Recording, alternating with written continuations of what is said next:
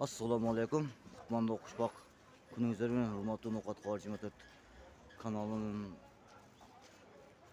patpislikleri jana koyarmanlarım. Bugün günge 28 sentyabr günge 3. gün 3. gündäki ertemenki kursty körsöz kançadan eken şol жерden mamat alıp bereriz. Az birinçide biz Finka Bank barız. Finka Bank'ta kança eken şol жерden görüşürüz. Finka Bank'ta 82 som 60 tin dollar 79 som 50 tin euro, 1 som 34 tin rubil eken. Kazak tengesi 1 som 17 tin eken. Az biz Eko İslam Bank'a var, Eko İslam Bank'ta kança eken şol жерden görüşürüz. Eko İslam Bank'ta 80 som 00 dollar 78 som 50 tin euro, 1 som 34 tin dollar eken. Toskrit Bank'ta 79 som 00 euro dolar 60 80 som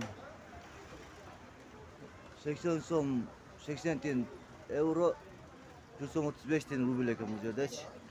79 som 00 dolar 80 som 80 tin euro 1 som 35 tin eken. Bu jerde rubil. Kazak tengesi 11 tin eken. Azya Bank'ta 82 som 70 tin dolar 80 som 00 euro 1 som 35 tin rubil eken. Kazak tengesi olsa 1 som 17 tin eken. Azya Bank'ta kurslar bugünkü kurs şondoy.